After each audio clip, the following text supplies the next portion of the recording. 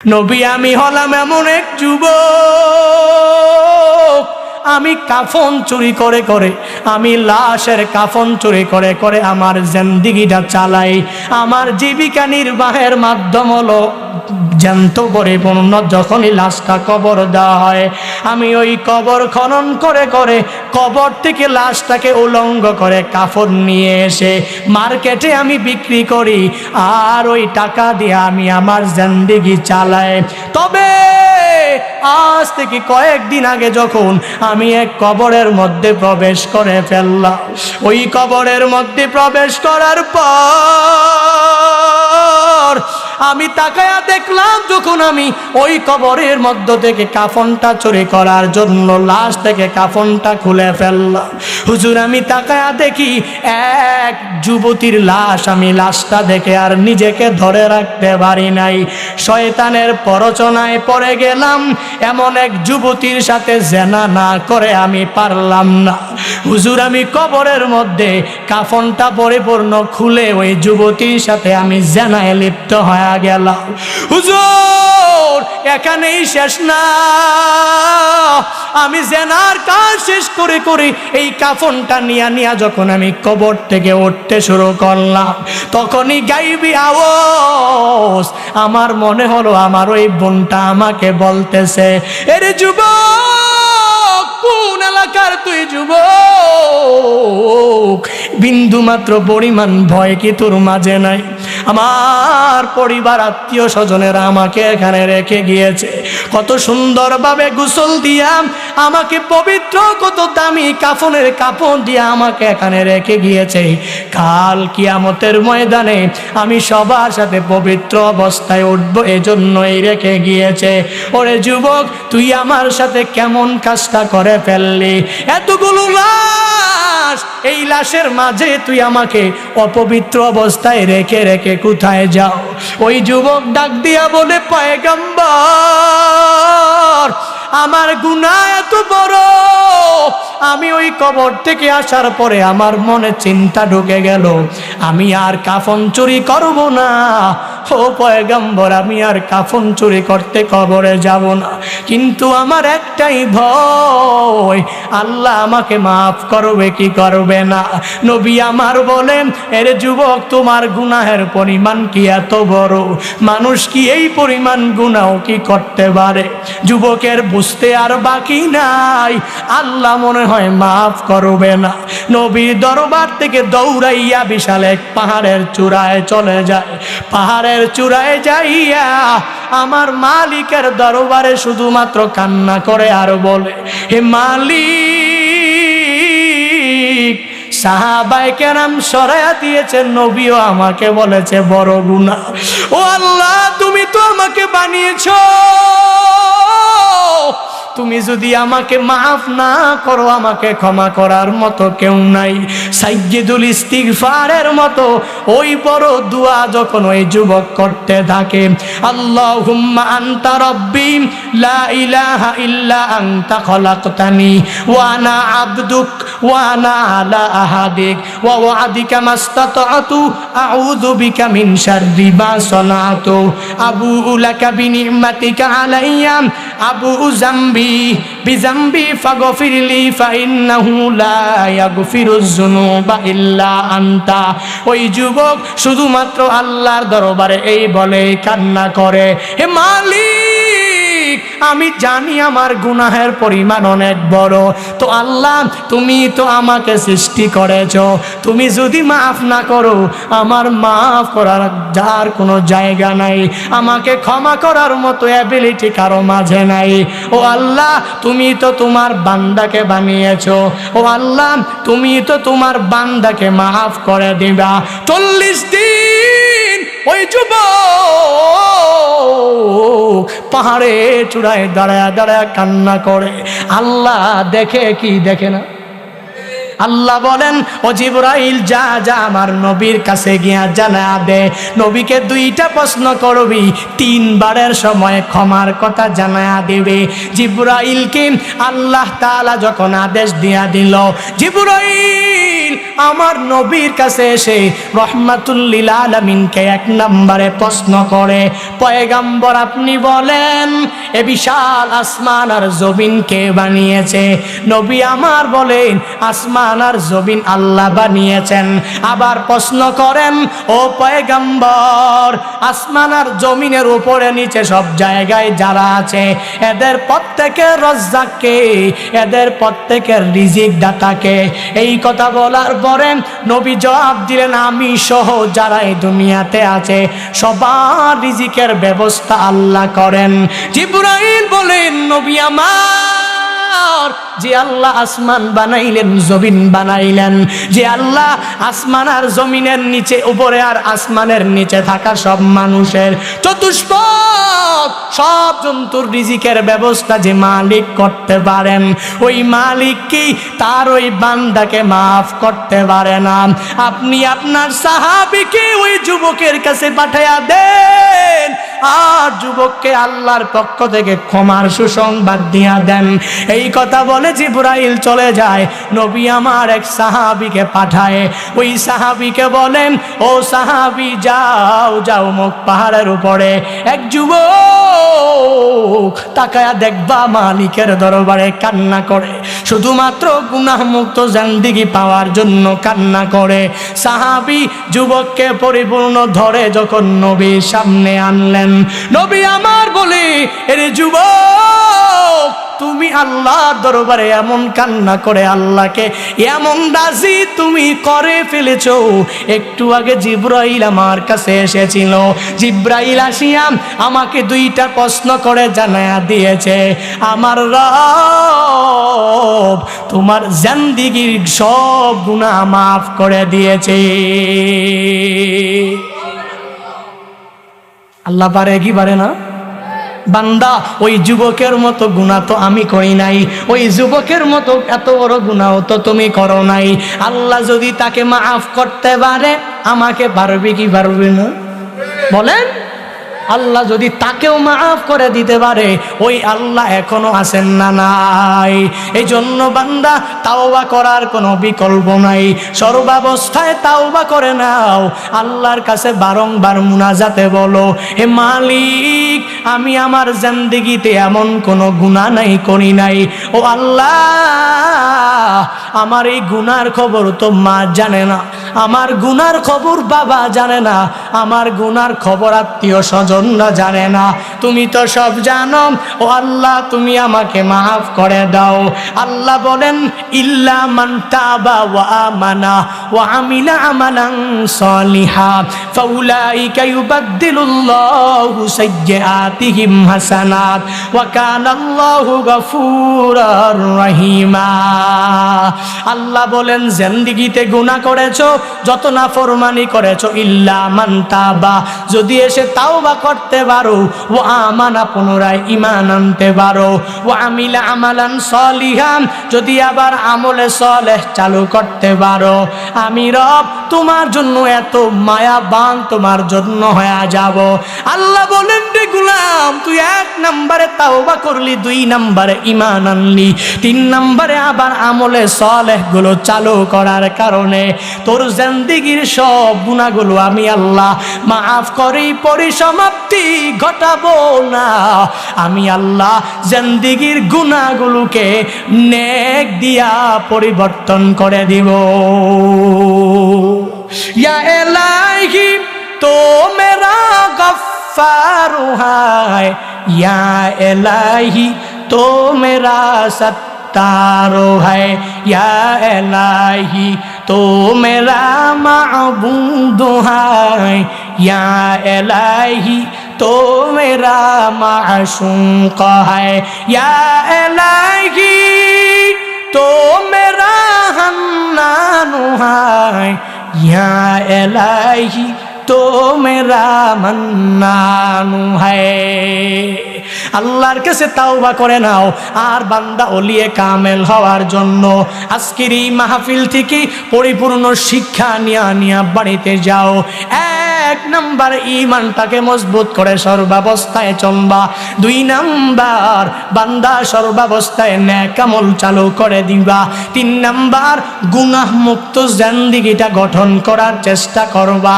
যদি কেউ বলে গুনাহ করার জন্য গুনাহের দিকে ডাকে, তাকে বন্ধু মনে করবা না। যদিও মনে করো দুনিয়ার বন্ধু, সে আসল বন্ধু না। বরং যে তোমাকে নামাজে ডাকবে তাকে বন্ধু বানাবা। যে তোমাকে রোজা রাখার জন্য আদেশ দিবে তাকেই বন্ধু বানাবা। যেই লোকটা 5 ওয়াক্ত নামাজ পড়ে তাকেই ধরে ধরে বন্ধু বানাবা। যেই লোকটা রোজা রাখে 30টা তাকেই তো বন্ধু বানাবা। যেই লোকটা মিথ্যা বলে না তাকেই তুমি তোমার বন্ধু বানাইবা। যেই লোকটা চুগলখড়ি করে না তাকেই তুমি তোমার বন্ধু বানাইবা। যেই লোকটা গীবত করে না তাকেই তুমি তোমার বন্ধু বানাইবা। যেই লোকটা শেখায়াত করে না তাকেই তুমি তোমার বন্ধু বানাইবা।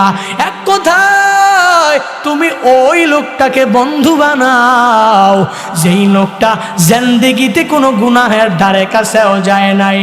আর ওই লোকটাকে ধরে ধরে তার সুহবত নিয়ে যদি তুমি চলতে পারো, ভালোর সাথে থাকলে খায় ভালোর পান, খারাপের সাথে যদি থাকো কাটবে তোমার 2 কান। ভালো তোমাকে ধরে ধরে নিয়ে নামাজের মুসল্লায় দাঁড় করা দিবে, আর ওই খারাপ লোকটা তোমাকে নামাজে আনবে তো দূরের কথা, তোমাকে নামাজ থেকে নিয়ে চা দোকানের আড্ডায় বসায়া দিবে। ঠিক কিনা? এজন্য ভালোর সাথে থাকবো, ভালো মানুষের সোহবত নিয়ে চলার চেষ্টা করব, পারবো ইনশাআল্লাহ। আল্লাহ তাআলা আমাদের প্রত্যেককে, বক্তা শ্রোতা সবাইকে তৌফিক দান করুন। আর জোরে পড়েন। রাগ করেছেন? কষ্ট পেয়েছেন? আপনি কি ওই যুবকের মতো এত বড় গুনাহ করেছেন? আমার মনে হয় না। এত বড় গুনাহ করার পরেও যদি আল্লাহ মাফ করে দিতে পারে, কোনো কিসসা নিজে বানায়া বানায়া বলি নাই। তামবিহুল গাফিলিন একটা কিতাব আছে, ফকিহ আবুল্লাহ সমরকন্দি রাহিমাহুল্লাহু তাআলা এই তামবিহুল গাফিলিন লিখেছেন। এই তামবিহুল গাফিলিনের মধ্যেই এই ঘটনার সুন্দরভাবে উল্লেখ রয়েছে। বিশাল তাওবাকারীদের জন্য, গুনাহ কর্মেওয়ালা বান্দার জন্য বিশাল এক প্রতিদান হিসাবে এই ঘটনা। যদি শিক্ষা নিয়ে বাড়িতে যেতে পারি তো আমি মাওলার কাছে ফিরে যেতে পারবো। আমার কত বড় গুনাহ, তো আমার গুনার কাছে আল্লাহর রহমত অনেক অনেক বড়, রহমতের কাছে গুনাহটা অনেক ছোট। ঠিক কিনা? এই জন্য আল্লাহর কাছে তাওবা করি। আল্লাহ, আমরা ইতিপূর্বে রোজা রাখি নাই। আল্লাহ, আমরা ইতিপূর্বে নামাজ পড়ি নাই। আল্লাহ, ইতিপূর্বে নেক আমল করি নাই। সামনে যতদিন বেঁচে থাকবো আর নামাজ কাজা করব না। আল্লাহ, সামনে যতদিন বেঁচে থাকবো আর রোজা বাদ দিব না। আল্লাহ, সামনে যতদিন বেঁচে থাকবো আর জেনা করব না। আল্লাহ, সামনে যতদিন বেঁচে থাকবো আর কোনো সগীরা কাবিরা গুনাহের দিকে যাব না। আল্লাহ, সামনে বেঁচে থাকবো তো মিথ্যা বলার কোনো প্রয়োজন নাই। আল্লাহ, সামনে যতদিন বেঁচে থাকবো আমি গীবত করব না, শেখায়াত করব না, চুগলখড়ি করব না। পারবো তো ইনশাআল্লাহ? যুবক ভাইরা, পারবেন তো ইনশাআল্লাহ? আল্লাহ, এই ভাইদেরকে তুমি কবুল করে নাও। জোরে পড়েন। আজকে একটা ভিডিও দেখে আমার খুব ভালো লেগেছে। এই যে ঈদ গেল না, ঈদ উল ফিতরে মাঝে মাঝে কষ্ট লাগে। আমি প্রত্যেকটা যুবককে জান দিয়ে মহাব্বত করি, এবং প্রবাসে যাওয়ার পরেই সৌদি আরবের 15 দিনে আমার আশপাশে প্রবাসী অনেক যুবক ছিল। তা আমি একদিন প্রশ্ন করলাম, বয়স এত কম তোমার? সে বাইতুল্লাহর পাশে এক ফন্দক এসে ডিউটি করে, এক হোটেলে সে ডিউটি করে, 10 ঘন্টা ডিউটি দাস। তা তাকে বললাম, তুমি এত ছোট মানুষ, অনেক ছোট, প্রবাসে থাকে, বিবাড়িয়াতে বাড়ি। আমার কথা যখন শুনছে দৌড়ে আসছে। আমার ফন্দক সার্চ করে অনেক কষ্ট করে পেজ থেকে নাম্বার টাম্বার নিয়ে দেখা করো, বড় শখ। তো একদিন অনেকগুলো যুবক হয়ে গেল। তা আমি বললাম, কারণ কি এত যুবক সামনে কেন? আমার মুরব্বী টুরব্বী কেউ নাই, বয়স্ক টয়স্ক আমার থেকে বড় আর কেউ নাই, সব সমবয়সী হলে কেমনে হবে? হুজুর, প্রবাসে এমন কোন যুবক নাই আপনার বয়ান শুনে। আলহামদুলিল্লাহ, প্রবাসের প্রত্যেকটা যুবক আপনার জন্য বড় পাগল। এরা অনেক বয়ান শুনে, আপনার অনেক বয়ান শুনে। এবং আমিও খেয়াল করেছি, মসজিদে নববীতে আমি নবী রওজায় সালাম দিব, এমন অবস্থায় ওই জায়গায় গিয়ে দিই বিশাল এক যুবকদের টিম। কোথেকে আসতো? হুজুর, আমি রিয়াদ থেকে আসছি। তো বাড়ি কোথায়? হুজুর, বিবাড়িয়াতে বাড়ি। এরা অনেকগুলো যুবক একসাথে রিয়াদ থাকে। তো এখানে নবীজি রওজায় সালাম দেওয়ার জন্য এসেছে, সব একসাথে দেখা করছে। তো যুবকদেরকে একসাথে নিয়ে জিজ্ঞেস করলাম, কারণ কি? বলে, আপনাকে তো অনেক ভালোবাসে। কারণ কি? আপনি তো আমাদের মতো বয়স, কিছু কিছু কথা বলেন আমলের কথা, এগুলো শুনে শুনে কিছু আমল করার চেষ্টা করি। এখনও আমার দেখাইলো আমাকে ইউটিউবে, দেখেন আপনার প্রত্যেকটা বয়ান ডাউনলোড করা। নিজে অনেক উৎসাহ পেলাম যে এই যুবকদের জন্য আমার এই কথাগুলো চির অম্লান হয়ে থাকবে। আমি থাকবো না আমার এই আমলের কথা যুবক শুনে শুনে আমল করবে। আমি থাকবো না আমার এই বয়সী এক যুবকের কথা শুনে আরেকটা যুবক বয়সী সে পরিপূর্ণ নামাজের দিকে যাওয়ার জন্য উদ্বুদ্ধ হবে, নিজের মধ্যে উৎসাহ উদ্দীপনা সৃষ্টি হবে। হায় হায়, এর থেকে বড় কামালিয়াত আর কি আছে। এজন্য তো বলি, আজকে বিষয়টা দেখে খুব খারাপ লাগলো। আমাদের এলাকায়ও এরকম অনেক ঘটনা ঘটে। ঈদের দিনে অনেকে ওই যে পিক আপ নিয়ে 2-3টা ডেস্কের বক্স টক্স নিয়ে যত ডিজে গান বাজায় আর সে ঈদ উদযাপন আছে না নাই? কিন্তু ভালো লাগার বিষয় হলো ভিডিওটা দেখার পরে খুব ভালো লাগছে আমার। সে যুবক মানুষ, মুসলমানদের যুবক, এলাকার ধর্মপ্রাণ কিছু মুসলমান থাকে না, যাদের ইসলামের প্রতি যাদের নিবেদিত প্রাণ, ইসলামকে মহাব্বত করে। দেখলাম যে কয়েকজন ধৈরা বাঁশ নিয়ে এমন পিঠা, নাম পিক আপ থেকে নাম, এখানে অনেকে সোশ্যাল মিডিয়ায় ভিডিওটা দেখেছে, খুব ভালো লেগেছে আমার। সাবধান, শুধু ঈদ না, আপনার যে কোনো অনুষ্ঠানে আপনি কেন গান বাদ্য কিংবা কেন আপনি এই 2-3টা এই ডেক্স ম্যাক্স নিয়ে বাজাতে হবে কেন? এত বেশি মন চায় তাহলে টিউনের গান অভাব নাই, বাজান। এত বাজাইতে মন চায়, ইসলামের সঙ্গীত অভাব নাই, বাজান। আপনি পয়সা পয়সা বাজান, শুনেন। কিন্তু কেন KGF এর গান বাজাতে হবে? কেন আপনার বিভিন্ন অশ্লীল গানগুলো শুনতে হবে কেন? আপনি কি মনে করেছেন আপনি এভাবেই ভেসে ভেসে চলে আসছেন এখানে? না, আপনার ব্যাকগ্রাউন্ডে আপনার বাবা একজন মুসলমান ছিল, ব্যাকগ্রাউন্ডে মা মুসলমান, ব্যাকগ্রাউন্ডে ইসলাম আছে, ব্যাকগ্রাউন্ডে কোরআন আছে, কিতাব আছে, হাদিস আছে। এই জন্য যেটা মন চায় এটা হিন্দুরা করে, খ্রিস্টানরা করে, বৌদ্ধরা করে, এদের যা মন চায় তাই করে। তো আমি তো মুসলমান, আমি কেন করবো? এরা যা মন চায় তাই করবে। তো আমিও যদি যা মন চাই তাই করি, তো এদের মধ্যে আর আমার মাঝে কোনো পার্থক্য রইল? কথা বলেন না কেন? না, আমি তো যুবক, আমি কি ইয়া শাবাব আল মুসলিম, আমি একজন মুসলমানের যুবক। আমার মতো ছিল আবু বকর, আমার মতো ছিল ওমর, আমার মতো ছিল মুআজ, এরা ছিল। আমি এদের মতো হব, এদেরকে আমার অনুকরণীয় আদর্শ বানাবো, সাহাবায়ে কেরামকে আমি নিজের ফলোয়ার বানাবো, তাদের ফলোয়ার আমি হয়ে থাকবো, এদেরকে পরিপূর্ণ তাবে বানাবো। এজন্য আল্লাহ তাআলা আমাদের প্রত্যেককে বুঝার মানার তৌফিক দান করুন। কোনো সময় বিয়ে টিয়ে যা হবে, অনুষ্ঠান যা হবে, ডেক্সের বাজানো যাবে না। বিয়ের প্রথম দিনে যদি আপনি ডেক্স ডুক্স বাজায়া, ডিজে গান বাজায়া, এখন তো আবার হালাল ডিজে গান বের হয়েছে। হালাল ডিজে গান কোনটা? ও মুর্শিদ, হ্যাঁ আছে না, কি যেন একটা আছে না, এটা পুরো হালাল ডিজে গান বলে। এটা আল্লাহ মাফ করুন, সকলে পড়িয়া আমি কিছুই বাজানো যাবে না। আপনি যা বাজান, বেশি ভালো না লাগলে ইসলামী সঙ্গীত বাজান। নিজের বিয়ের আর দাম্পত্য জীবনটা সুখময় করতে চান? তা আমি তো বলি আপনি অন্য কিছু করা লাগবে না, শুধুমাত্র সুন্নাহ অনুযায়ী বিবাহটা করেন যুবক ভাইরা, আর কিচ্ছু লাগবে না। আমি তো এক অবিবাহিত পারসন, তো যখন আমি বিবাহ করবো ইনশাআল্লাহ নিয়ত করেছি সুন্নাহ অনুযায়ী প্রত্যেকটা কাজ করব। দেখেন আমার সামনে এই যে মাহবুব ভিডিও করে, এত ভালো মানুষ, আমাকে বলেছে, ওয়াদা দিয়েছে যে হুজুর আমি বিবাহ করব, একদম বিলকুল পুরা যা আছে সব সুন্নাহ। ওই দিন আমাকে বলতেছে সুন্নতি কোনো ড্রেস আছে কিনা আমাকে বল। এভাবে প্রত্যেকটা মুসলমানের যুবক যখন বিবাহ করবে তো তার দাম্পত্য জীবনও সুখময় হবে। আর ওই ঘর থেকে যখনই একটা ছেলে আসবে, মেয়ে আসবে, তো ওটা মিজানুর রহমান আজহারির মতো হবে, ওটা হাফিজুর রহমান সিদ্দিকীর মতো হবে, ওইটা আশরাফ আলী থানভীর মতো হবে, ওটা বড় বড় স্কলারদের মতো হবে। যদি তুমি এইরকম না করে শুরুতেই যদি ঝামেলা দিয়ে শুরু করো, তো লা ফায়দা ফিহি, ওই ঘর থেকে সালমান শাহ আসবে, ওই বেয়াদব দিঘি কি যেন একটা আছে না, ওইটার মতো আসবে, বেয়াদব সানি লিওনের মতো আসবে, বেয়াদব পরিমণির মতো আসবে। ঠিক কিনা? সাবধান, সাবধান প্রিয় ভাইরা।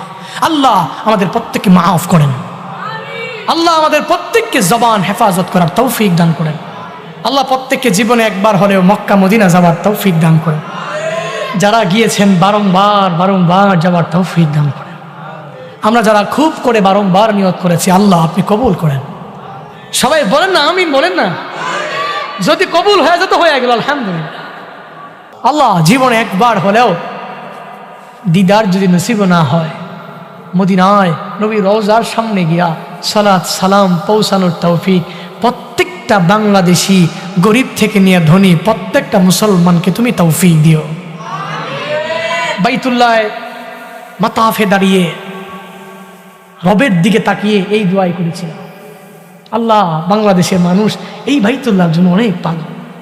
হায় হায়, কি এক জাদু এখানে মিশে আছে, কি এক রওজা, এই রওজায় কি জাদু মিশে আছে। হায় হায়, মানুষ পাগল হয়ে যায়। এখন তো করোনা, হাজরে আসওয়াদে চুমু দেওয়া যায় না। ভিডিও ক্লিপগুলো দেখলে মাঝে মাঝে চোখের অজান্তেই পানি ঝরে, যে আমিও তো এক হাজি, আমিও তো এই হাজরে আসওয়াদে নিজের ঠোঁটে চুমু দিতে পারিনি। হায় হায়, আমার ভাগ্যে হয়নি। কারণ করোনার কারণে তো বিশাল এক ডিস্টেন্স, অনেক দূর থেকে বিসমিল্লাহি আল্লাহু আকবার, জাস্ট এতটুকুই। আমরা দোয়া করি, আল্লাহ করোনা যা কিছু আছে মহামারী, তাদের অন্তরে যা কিছু ঢুকছে, এই অন্তর থেকে সব কিছু পরিষ্কার আপনি করে দেন। পড়ে না আমিন। বাইতুল্লাহ, এখানে করোনা আসবে কোথেকে? হায় হায়, না কোশ্চেন কারো এখানে আসবে না, কারণ এটা ঘর কার? এই ঘরটা তো যেখানে যে যাবে ওখানে নিরাপদ অবস্থায় থাকবে, অসুস্থ হবে তো দূরের কথা, ঠিক কিনা? বুড়া মানুষ হাঁটতে পারে না, এহরাম পড়তে পারে না, আরেকজনে পড়ায় দিচ্ছে। বাংলাদেশ থেকে না তো এহরাম পড়া লাগে, এয়ারপোর্ট থেকে এহরাম পড়া। মাইন্ড করতেছেন আপনারা? রাগ করতেছেন? আমি আবেগ ধরে রাখতে পারি না, আসলে কি করবো, শুধু ভাসে চোখে আমার, কি এক জায়গায় গেলাম রে। হায় হায়, বুড়া মানুষ হাঁটতে পারে না, এহরাম পরে দিছে আরেকজনে, এহরাম পরে উঠছে বিমানে। বিমানে হায় হায়, অসুস্থ অসুস্থ একজন লোক, কে সে? ওই যে লোক এত অসুস্থ, বিমান পুরো চিন্তিত যে এই লোক তো যদি মারা যায়। কয়েকবার মাইক দিয়ে এলাম হয়েছে যে এই লোককে, এই লোককে, এই লোকের কেফেলায় কে আছেন না আছেন, উনি খুব অসুস্থ, মনে হয় মারা যাবে। হায় হায়, কি এক হালাত। এই অসুস্থ লোকটা বিমান থেকে নামার পরে জেদ্দাতে গেছে, জেদ্দা থেকে নামার পরে বাসে উঠছে, বাসে উঠে বাক্কায় গিয়েছে। হায় হায়, আমি দেখলাম এই লোক টকবকে যুবকের মতো তাওয়াফ করছে। এটা কি খেলা? এটা বাইতুল্লাহ, এটা মক্কা, এটা পবিত্র শহর। যে যাবে ওখানে অনেক অসুস্থতা নিয়ে যাবে, সুস্থ বানিয়ে দিবেন কে? আমি আমার পার্সোনাল একটা বলি, আমার ব্যক্তিগত একটা কথা, আমি বিভিন্ন বাড়িতে খানা খাওয়ার কারণে গ্যাস্ট্রিকের প্রবলেম করে, স্বাভাবিকভাবেই খানা না খাইলে মানুষ রাগ করে। এই যুবক ঘড়ি দেখতেছে, অনেক রাত হয়ে গেছে যুবক না? হ্যাঁ, ঘড়ি দেখতেছে, মনে হয় ইয়া আল্লাহ রাত হয় নাই, কিসের রাত? কত রাত গেছে গা, এমনি গাইটা গইটা, ঠিক কিনা? ও আচ্ছা, ফজরের দিকে খেয়াল রাখতাম। ইনশাআল্লাহ সবাই ফজর পড়বে তো, ইনশাআল্লাহ পড়বেন তো ইনশাআল্লাহ। আচ্ছা, আমি সব ওয়াদা করে দিব ইনশাআল্লাহ। শেষ করে দিই এই ঘটনা বলে, আমার ব্যক্তিগত একটা ঘটনা। সেটা হলো, আমি গ্যাস্ট্রিকের ওষুধ প্যান্টোনিক্সের একটা পাতা, এটা আমার কাছে সবসময় থাকেই, সবসময় থাকে। প্রতিদিন একটা দুইটা খাওয়াই লাগে প্রোগ্রামের সময়। 1 তারিখ 1 এপ্রিল ছিল আমার লাস্ট প্রোগ্রাম, মানে পরের দিন রমজান, ওটাই ছিল আমার লাস্ট প্রোগ্রাম বাংলাদেশে। কি হলো, আমি 1 তারিখেও গ্যাস্ট্রিকের ওষুধ 2টা খাইলাম একদিনে। কিন্তু মালিকের কুদরতের কি কারিশমা, আল্লাহু আকবার। আমি প্যান্টোনিক্সের 2টা পাতা নিলাম, আমার লাগে যায়, আমার লাগবে, ওখানে গেলে এগুলো পাইতে খুব দুষ্কর, পাওয়া যায় না।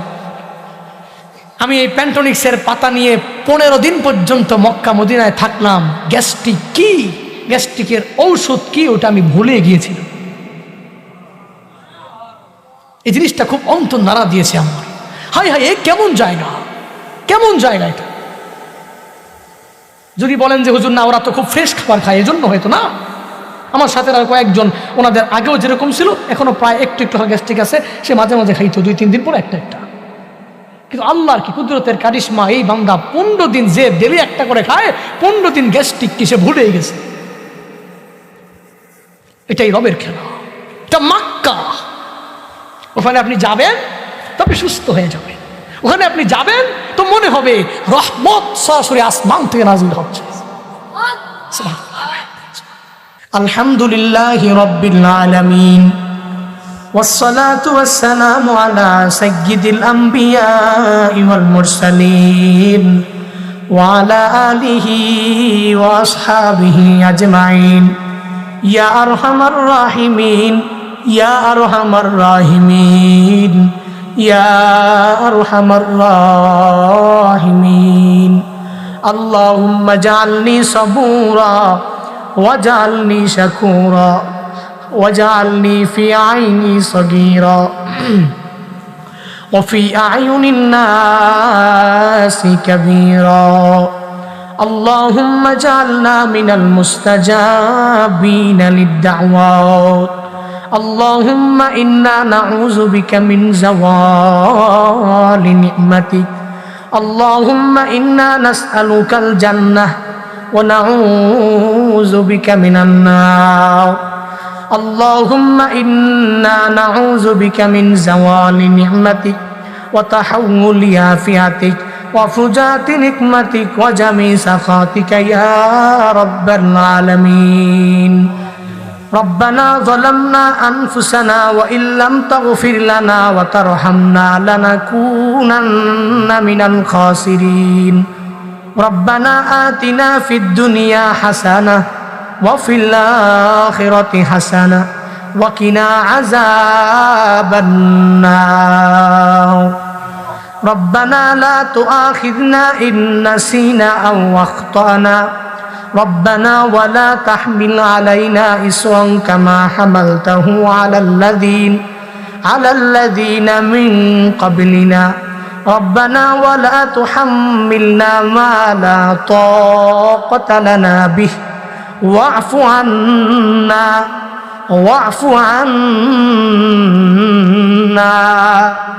واغفر لنا وارحمنا أنت مولانا فانصرنا على القوم الكافرين ربنا إننا سمعنا مناديا ينادي للإيمان أن آمنوا بربكم فآمنا ربنا فاغفر لنا ذنوبنا وكفر عنا سيئاتنا وتوفنا مع الأبرار ربنا وآتنا ما وعدتنا على رسلك ولا تخزنا يوم القيامة إنك لا تخلف الميعاد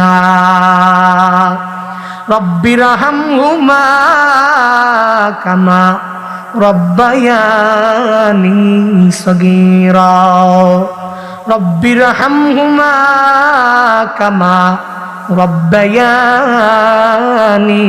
صغيرا ওরে দয়ার মালিক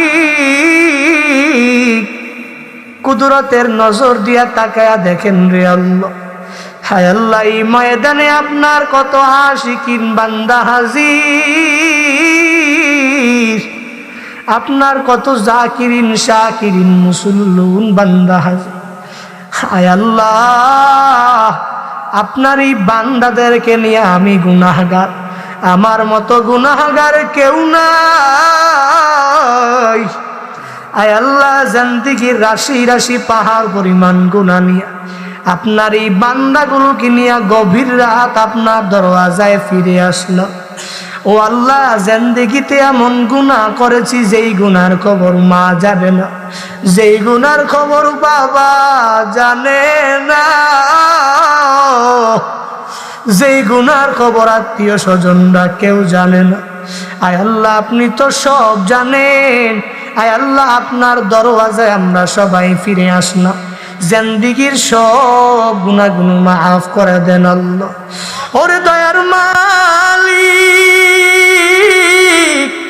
এই ময়দানে 3 শ্রেণীর লোক নিয়ে তোমার দরওয়াজায় হাত বাড়াইলা কারো জনম দুঃখিনী মা নাই কারো আব্বা দুনিয়ায় বেঁচে আছে রে আল্লাহ কারো আব্বা নাই আম্মা দুনিয়ায় বেঁচে আছে রে আল্লাহ কেউ এরকম এতিম মাও নাই বাবাও না আয় আল্লাহ যাদের মা নাই মার কবর তুমি জান্নাতের বাগান বানাও ও আল্লাহ যাদের বাবা নাই বাবার কবর তুমি জান্নাতের বাগান বানাও। ও আল্লাহ, মাহারা কত এতিমের দল এই গভীর রাতে চোখের পানি ফালায় আমার জন্য কান্না করে।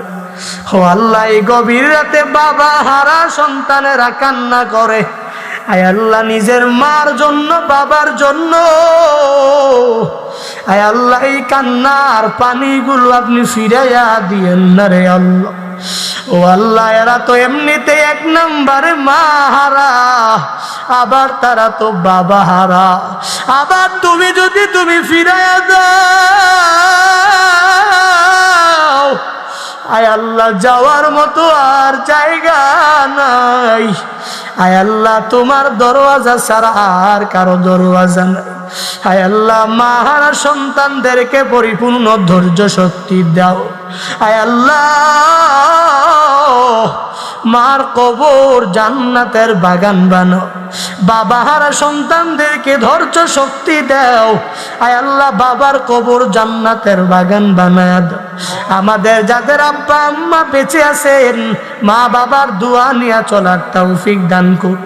আয় আল্লাহ, মা বাবার চেহারার দিকে তাকায়া কবুলিয়াত হজ উমরা কামাই করার তৌফিক দাও। আয় আল্লাহ, মা বাবার হায়াতে বরকত বাড়ায়া দাও। আয় আল্লাহ, মা বাবাকে আরো অনেক দিন মা বাবা বলে বলে পরাণ ঠান্ডা করার তৌফিক দাও। ওরে দয়ার রব, জীবনে একবার হলেও মক্কা মদিনা যাওয়ার তৌফিক দাও। যারা যেতে পারে নাই, বারবার যাওয়ার তৌফিক দান করু। আয় আল্লাহ, কুদরতি খাজানা থেকে তুমি দিয়া দাও। আয় আল্লাহ, মক্কা মুকাররমা মদিনা মুনাওয়ারা না দেখাইয়া আজকের একটা শ্রোতাকে ও মৃত্যু দিও না রে আল্লাহ। ওরে দয়ার মালিক, আজকের এই মসজিদের উদ্যোগের মাহফিলের আজকের এই মসজিদ তুমি কবুল করে নাও। আয় আল্লাহ, এই মসজিদের ইমাম সাহেব, খতিব সাহেবকে কবুল করে নাও। আয় আল্লাহ, মুসল্লিদেরকে তুমি কবুল করে নাও। আয় আল্লাহ, মসজিদের আন্ডারে যত মুসল্লিরা আছে সবাই যাতে করে 5 ওয়াক্ত নামাজ পড়ে মসজিদের হক আদায় করতে পারে। ও আল্লাহ, তুমি সবাইকে সেই তৌফিক দান করু। আয় আল্লাহ, মসজিদের অসম্পূর্ণ কাজ সম্পূর্ণ করার তৌফিক দাও। আয় আল্লাহ, মসজিদের দোতলা কাজ সম্পূর্ণ করার তৌফিক দান করু। আয় আল্লাহ, যারা যারা দান করেছেন, আয় আল্লাহ, প্রত্যেকের দানগুলা তুমি কবুল করে নাও। মসজিদের শুরু লগ্ন থেকে আজ পর্যন্ত যারাই ক্ষুদ্র থেকে ক্ষুদ্র, বড় থেকে বড়, আয় আল্লাহ, যে যে লাইনেই সহযোগিতা করেছেন প্রত্যেকের দানগুলা তুমি কবুল করে নাও।